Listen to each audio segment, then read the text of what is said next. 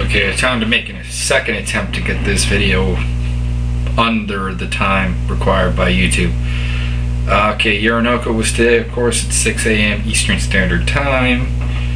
They showed all 8 fights, which was pretty cool. It was a pretty good card, aside from, some of the obvious ones, some of the fights that shouldn't have happened, but what are you gonna do? The one thing that I do like, and this was sort of reduced because I didn't have sound for most of the part, because I had to use a web stream which had the sound and video like 7 minutes apart or so, and I just needed it. Is that the atmosphere is much more like a Pride show, which is awesome, and people accuse me of being a Pride nut hugger on that, but realistically it really is. I mean, you don't get the booing, you don't get the crap that UFC fans will often dish out. But anyways, also I'm convinced that people who watch the streams are just never satisfied, because there was a lot of bitching about every fight. First up, Roman Zantsov versus Mike Russo. Mike Russo comes out, he looks really good in this one. I mean, he's slimmed down, takes Zantsov down, works for a choke. Zantsov gets out of it, but Russo pretty much just gets it back, and we get a tap out. What does this say? Well, Zantsov's now lost twice on fights that he was highly favored in. Brandon Hinkle previous to this. Maybe it's needs a little work. Russo looking good. I mean, he could be really going up in the MMA world. The UFC could sign him, and he'd probably be better than a good portion of the heavyweight division. But anyways, moving on. Tatsuya Kawajiri versus Luis Azeredo. Kawajiri took down Azeredo at will. I wish he wanted to stand up a little more, because it would have made a better fight. But now Azeredo did get his back, working for a rear naked choke for a while, and then eventually went for an armbar, but got reversed. I mean, Kawajiri was on top most of the fight, landing enough of a ground and pound attack really to do a little damage, keep it down. Kawajiri picks up a unanimous decision. Next, Murillo Bustamante, Makoto Takimoto. Disagree with the decision, but we'll get to that later. Takimoto, he did take down Bustamante a couple times. I think he actually struck Bustamante, which was a bit weird. He dropped him with a big punch, but on the ground, Busta was working for submissions, sweeping him, just generally looked good. I mean, for a 41-year-old, Murillo Bustamante still can fight, and he looked like he gassed a little bit towards the end, but still a solid fight. But I personally thought Busta won, but Makoto Takimoto picks up a split decision win. Not really much more to say on that. Mitsuhiro Ishida, Gilbert Melendez. This was another one that went to decision that I think can really be questioned. Ishida could take Melendez down, but Melendez tended to get back up and also look for submissions. But Ishida went for submissions too, and he almost ended the fight with a nice armbar. Actually, had the back of Melendez quite a few times, and worked for naked chokes from there. Couldn't get it. He won the fight unanimously, but it was a very close fight. This was probably the fight of the night. I mean, both guys, tons of cardio, good ground skills, good wrestling skills. The one thing I didn't like was the fact that Melendez inadvertently or inadvertently grabbed the ropes a couple times, which is the one thing I don't like about the ring. But still, it was pretty much one of the better fights of the night. Yoshihiro Akayama, Kazuo Masaki was next.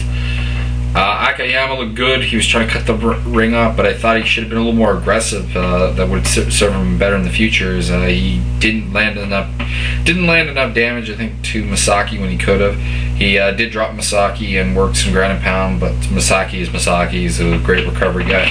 Eventually, Masaki catches him with a left hook, drops him, and nails a soccer kick. And you wouldn't see that in the UFC, but knockout win for Kazuo Masaki, who is maybe back in the top 10 picture again, almost, with a win over. He adds this to a win over Dennis King, and now he's got a win over Akayama. Fedor Emelianenko, Hungman Choi. Choi took down Fedor, which was a bit weird. Fedor caught him in an armbar, couldn't submit him, though he powered his way out. They went back to the feet again. Choi ended up on top when they hit the ground again, although I think it was because Fedor screwed up on a leg trip takedown. Choi doing some decent ground and pound, but it's again caught in the armbar and tapped out. He doesn't really have any idea what he's doing on the ground. His technique's pretty bad. He's got power. He hits hard and all, but you know, this was a bit of a joke fight. Hayato Sakurai, Hidehiko Hasegawa. Sakurai just kind of manhandled Hasegawa a lot of this fight. I mean, the punching was decently even. The striking aspect of the fight, Hasegawa had his moments, Sakurai had his moments. Sakurai could take him down more or less at will, though. Pounded him on the ground, went for a couple submissions, but nothing really too close. And I mean, basically, it was a one-sided decision, unanimous decision for Hayato Sakurai. I was a little surprised he had such an easy time overpowering Hasegawa as he did, but that's kind of what you get, I guess. Shinya Aoki and Jung Myu Kin. I hope I said that right. Kin is a silver medal judoka from one of the recent Olympics. He looked really, really good in this fight. I gotta give him that. I mean, he had two very, very close arm bars against Shinya Aoki, which is good, but Aoki took him down pretty well. He won the stand-up when they were standing, and Aoki's stand-up looked okay, actually.